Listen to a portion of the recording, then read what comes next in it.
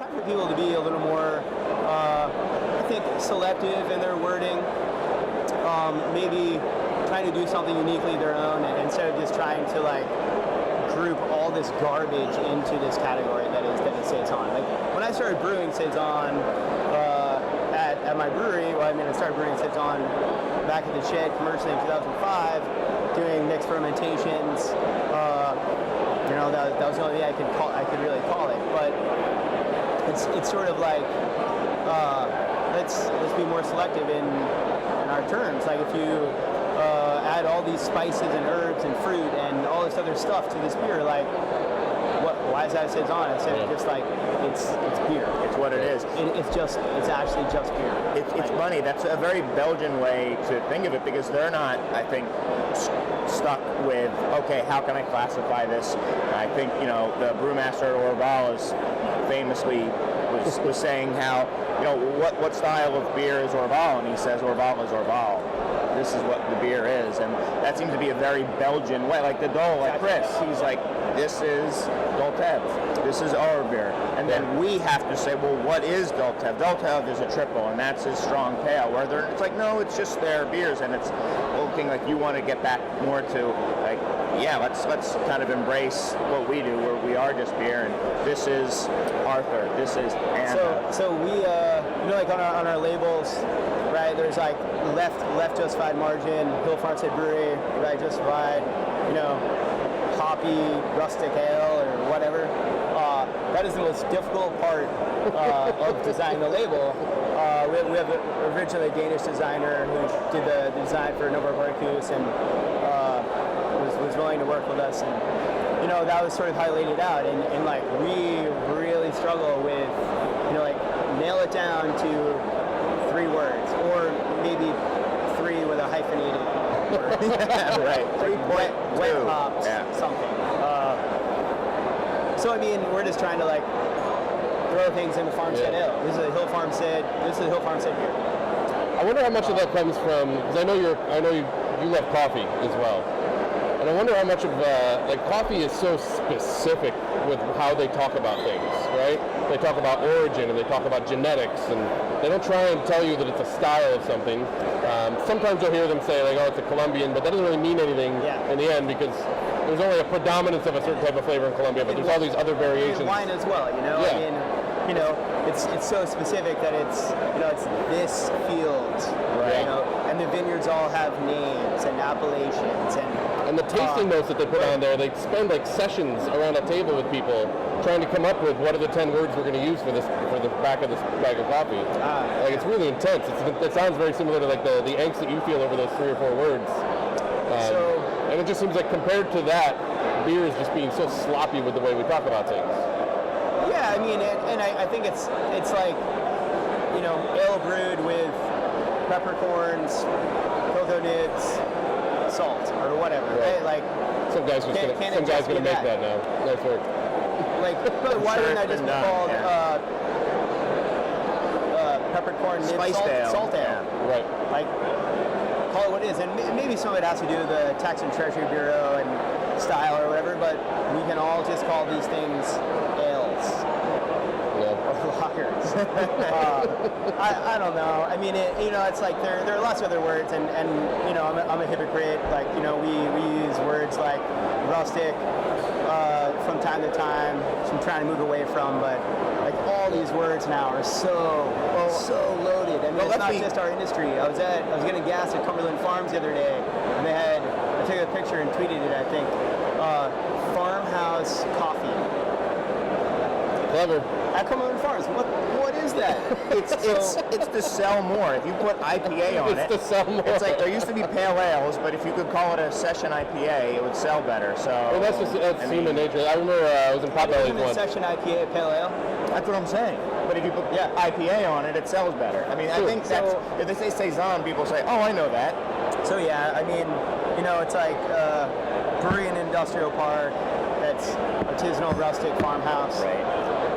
But like, all these words are now, or traditional and authentic. We do it with everything, man. Heritage. Authentic. I was at a Potbelly's once, and they had this this framed piece, like collage work that somebody had pulled together, where they grabbed every advertisement they could from like the 1800s with the word X-ray in it. Because when X-rays were invented, that was like the coolest thing you can imagine. And so people just started using X-ray, but there was like X-ray stoves, X-ray gloves. Like there's nothing about X-ray to do with that. Similar to iPod, all of a sudden everybody started using the I. Pod, and exactly. So it just bleeds into every other part of our culture because it signifies something, but not anything I real. remember, it was my sophomore year of college. This class on Plato. Teacher, professor, Cosman comes in, and it's a very small class, like 15 people, and he actually looks like Socrates. And he references his conversation that he overheard on his walk into the hall, where these two women were having a conversation. I'm not saying there's only women. There happen to be two women. It could be two men. He overheard this conversation where they're discussing the weekend, and one person was inviting the other to go do something, and the response was, I really, really, really want to go. I really, really want to go, but like there's this other thing, and I just totally can't. But obviously you don't really want to go, yeah. Yeah, I mean, it's language as Americans, like hyperbole to like drive home the meaning as much as possible, and then actually not even follow up take all that away. Your hyperbole. Yep. Yeah.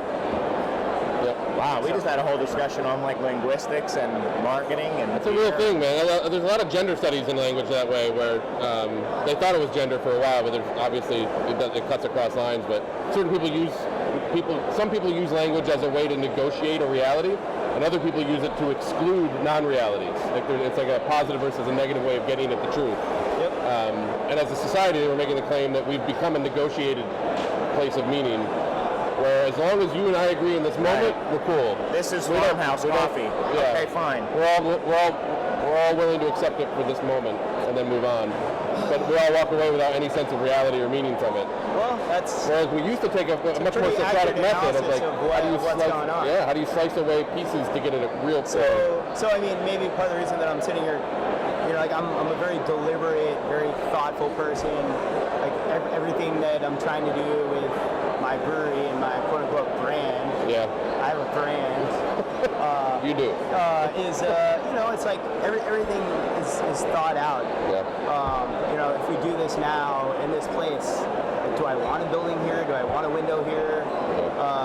Do we want people to have this experience? What experience do we want people to have? Yeah. How can we like move forward, acting out of our heart?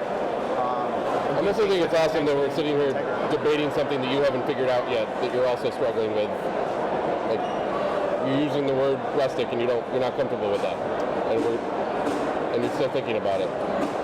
Yeah. I don't know. I think it's a good spot to be in. You're in the middle of it. It's the voyage, man. Well, yesterday, when Bob tapped the new kegs, he wrote the sign for Arthur and said Rustic Farmstead Ale. I wouldn't have wrote Rustic up there. I would have just wrote Farmstead Ale, 6%. But one of the first customers who stepped in a line, this gentleman, maybe not gentle, they seem gentle, was like, what makes it rustic? And I was like, that's a great question. Actually, if you want to ask all the other brewers in this hall that are using that same word and then let me know how they answer, I'd be curious. I'm like, it's not rustic at all. Like maybe some of the flavors, some of the things you associate with rusticity, so on and so forth. Right. Who knows? I don't know. Neither do I, but it's kind of interesting. And if you think about it, yeah, there are these words that, like you've said, we've agreed have a certain meaning. But the reality of it is, traditional is a joke as well, because I mean these beers are all living in and are completely in flux, and even things like a wit beer, culture, they're all culture. Yeah. Right. But even like wit beer, if you talk to Ivan about like Hoogarden, he's like, well, most of them did not taste anything like that, and now that is categorically the definition of a wit beer. Right. So it's like it died and then it came back and was reinvented, and it's not what it was. So a traditional wit beer, at what point are you starting history to make it a tradition based off? So I mean, a little bit of the evolution of spirit, right, would be that there's a certain point at which beer, perhaps, us sitting here looking out of this room, like finally actually reflects upon itself, which still has not happened. You don't think beer has reflected upon it? Beer is in this industry, these people that actually are now at this current moment in time is not capable of reflecting upon itself. You know, and it's struggling for identity. You know, wine. I mean, wine is struggling for identity too, but it has the advantage of 500 years or 2,000 years of vines growing, and like these, you know, governments have set up laws and regulations and names like this vineyard, this has gone through this hillside right here, and this little plot is Premier Cru. Same with coffee, and you know, beer is not coffee, beer is definitely not wine. You know, I try to like blur the lines in terms of the flavors in my beers, and some of the things that we do in the brewery by selecting one barrel out of 100, basically as like absolute Grand Cru product, and release one barrel of beer because it's the best. Not in this like, you know, we're gonna brew Grand Cru and spice it with coriander or whatever style. It's sort of emulating those ideas, but like terroir, other elements that have to do with place. You know, there are a few breweries in the world that actually are growing all of their own hops, all their own malts, or barley, and malting it themselves, et cetera, et cetera. And I think those are the only real people that can speak to this about taste of place and terroir. But even then, I've had those beers. They don't. Yeah, it's not like it tastes like northern Denmark or southern Belgium or whatever per se as much so. But you know. So let me just flip it a little bit. We've talked a lot about some of your frustrations right now. What are you very happy about right now with the scene? Like, what about the scene right now is just like you just think is like really just firing all cylinders and going well? Or you find some pure joy? I think there is no pure joy. You almost had one. There's actually no because everything, you know, sort of duality, everything contains its opposite in a way. I was going to say people's willingness to try new things, but that's also coupled and bound up with the notion of people not being able to discern like what is bad from what is good. You know, who determines what is bad and what is new, good. just having like new being a flavor. Yeah, I mean like beers that have sort of like, you know, our beers have flaws in them, sure, but like, but some beers actually have things in them that could be potentially toxic for you to consume. Like, it's probably not good. Probably shouldn't even say this on here. You should go back and edit this out. No, they're like, I like the excitement. I keep just coming back to things that make me frustrated. Shit. Sorry, guys. No, it's okay. I mean, I'm really excited and happy that people are supporting what I'm trying to do, and that people drive all the way to Greensboro and buy beer, and that people, you know, when I meet them in an airport or wherever, are like, oh, I love your beer. Like, thank you so much. You know, you've changed the way that I It's look a cool at world beer. we live in where that's possible. That's pretty amazing. And just sort of other relationships that I've made, and you know, like looking, like, you know, my world is sort of more of a little cube around my house, you know, like a 1 mile radius or less. It is like seeing my dad, my mom, and my brother, like all sort of employed by the brewery, and to just like see the appreciation and sort of also the proudness in their eyes of like what's happening. Just the good that has come of something that you've built, really, and how it's helped people that you love. Staff taking pride in what they do because they feel like it's meaningful. I mean, all the good things I think for me are bound up in meaning and intention.